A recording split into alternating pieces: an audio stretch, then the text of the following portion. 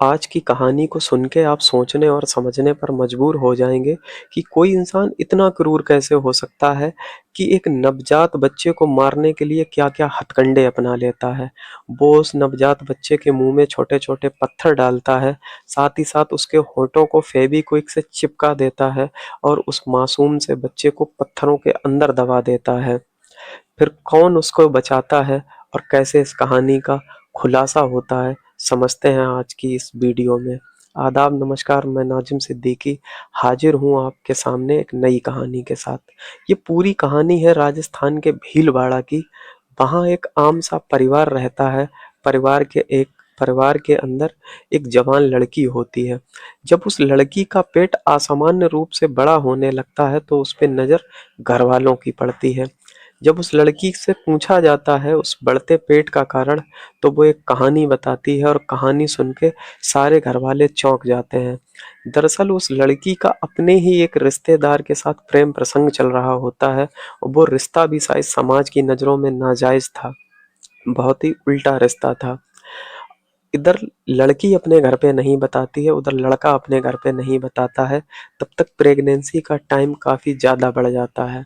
अब ये बात जब लड़की के पिता को पता लगती है तो वो बहुत ज़्यादा परेशान हो जाता है कि आखिर इस परेशानी से कैसे निजात पाई जाए, कैसे पीछा छुड़ाया जाए। अब वो अपनी लड़की को लेके हॉस्पिटल में पहुँचता है, जहाँ डॉक्टर साफ-साफ मना कर देते हैं कि अब इस बच्ची का अबॉर्शन नहीं हो सकता है क्योंकि प्रेगनेंसी का टाइम ज़्यादा हो गया है। अब लड़की का बाप और ज़्यादा परेशान हो जाता है। अब वो सोचने लगता है कि कैसे क्या किया जाए, जो ये बात समाज की नज़रों से छुपाई जा सके, क्योंकि अगर कोई बिन ब्याही अनमैरिड लड़की माँ बनेगी, तो समाज में 50 तरह की बातें होंगी, फिर किसे-किसे जवाब दिया जाएगा। इसलिए वो एक फैसला करता है और वो अपनी लड़की को लेकर गाँव से लगभग 150 से 200 किलोमीटर की दूरी पर चला जाता है, ये सोचकर कि वहाँ रह के कुछ काम करेंगे और इस लड़की की डिलीवरी भी वहीं करा दी जाएगी, जिससे हमारे गाँव में किसी को कोई बात पता नहीं लग पाएगी। जब वो अपने एक गाँव में पहुँचता है, तो उसकी लड़की प्रेग्नेंट होती है, तो गाँव वाले देखते हैं तो उससे पूछते हैं कि ये लड़की कौन है? तो वो बताता है कि मैं बेहद ही गरीब व्यक्ति हूँ। मैंने कुछ साल पहले अपनी बेटी की शादी कर दी थी, लेकिन इसका पति इसे छोड़कर चला गया है। अब ये प्रेग्नेंट है, मेरे ऊपर खर्चों की सारी ज़िम्मेदारी है, इस लड़की की भी ज़िम्मेदारी है। मैं बहुत मजबूर हूँ, मुझे रहने के लिए जगह चाहिए और कुछ काम भी चाहिए। इसके बाद गाँव वालों को उसके ऊपर कुछ तरस आ जाता है, उसे रहने के लिए किराए पे एक कमरा दिलाया जाता है और उसे छोटा-मोटा काम भी दिला दिया जाता है। इसके बाद लड़की का बाप सिर्फ एक ही बात के इंतजार में होता है कि कब वो दिन आए और इस लड़की की डिलीवरी हो सके। आखिर वो दिन आ गया और उस लड़की को एक हॉस्पिटल में एडमिट कराया गया।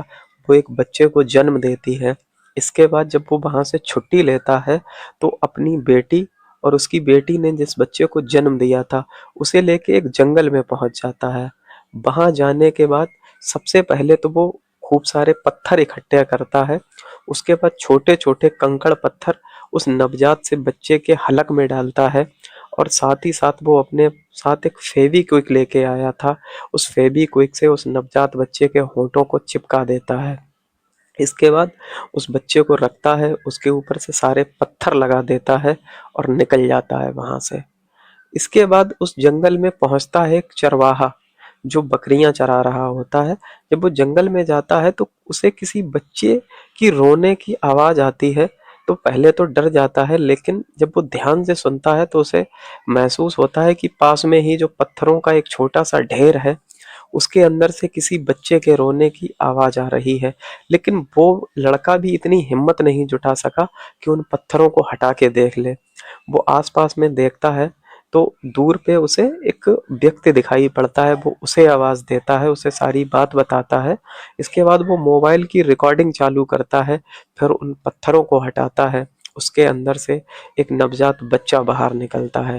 अब वो लड़का तुरंत ही पुलिस को फ़ोन करता है, मौके पर पुलिस पहुँचती है और पुलिस भी उस क्रूरता को देखकर शौक रह जाती है कि आखिर कोई इतना निर्दयी, इतना क्रूर कैसे हो सकता है, वो भी एक नवजात बच्चे के साथ। उसके बाद पुलिस वाले इस केस की जांच आगे बढ़ाते हैं, तो सबसे पहले हर हॉस्पिटल में जाते हैं उस इलाके के, तो वहां जाके उन्हें पता लगता है कि हाँ, अब से कुछ घंटों पहले यहाँ एक लड़की की डिलीवरी हुई थी और वो हॉस्पिटल के बाहर ही अपने बच्चे को बेचना चाह रहे थे, लेकिन उनके बच्चे को किसी ने खरीदा नहीं था। इसके बाद उस हॉस्पिटल से उस लड़की का नाम पता लगता है। उसके बाद वो आस-पास के इलाकों में सर्च करते हैं, तो उन्हें पता लग जाता है कि ये लड़की और उसका बाप एक पास के ही गांव में किराए पे रह रहे थे। जब वो उस गांव में पहुंचते हैं, तो गांव में जाने के बाद उस मकान में पहुंचते हैं जहां वो रहते थे, लेकिन उन्होंने अस्पताल में अपना नाम पता सब फर्जी लिखाया था।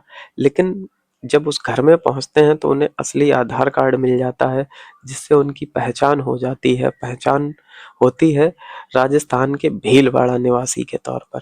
अब पुलिस जब राजस्थान के भीलवाड़ा पहुंचती है, उन बाप और बेटी को लेके आती है। बच्चे का और उस लड़की का डीएनए कराया जाता है और डीएनए मैच हो जाता है। उसके बाद वो सारी कहानी बताते हैं कि हमने ऐसे-ऐसे करा, तो पुलिस वाले फिर उस जंगल में लेके जाते हैं और सीन को रिक्रिएट कराते हैं एक टेडी के माध्यम से। वो सारा कुछ वैसे ही अंजाम दे देता है। जिस बच्चे को वो लड़की का बाप मारना चाह रहा था, उसकी ज़िंदगी जुड़ी हुई थी और वो ज़िंदगी बच जाती है। उस बच्चे को हॉस्पिटल में एडमिट करा दिया जाता है आईसीयू वार्ड में। अब इस कहानी के 2 पहलू हैं। कुछ लोगों का कहना है कि वो लड़की बहुत निर्दयी थी, उसके आँखों के सामने ही उसके ही बच्चे को उसका पिता मार रहा था, उसके साथ क्रूरता की सारी हदें पार कर रहा था, लेकिन उसने कुछ नहीं किया। अब कुछ लोगों का कहना है कि वो लड़की मजबूर थी, चाह के भी कुछ नहीं कर सकती थी। ये सवाल मैं आप लोगों के लिए छोड़ता हूँ। आपका क्या मानना है? कमेंट बॉक्स में अपनी राय ज़ाहिर करें कि लड़की मजबूर थी या वो चाह के भी कुछ करना नहीं चाहती थी। आज की कहानी में इतना ही। मिलते हैं किसी चौंका देने वाली कहानी के साथ। जय हिंद।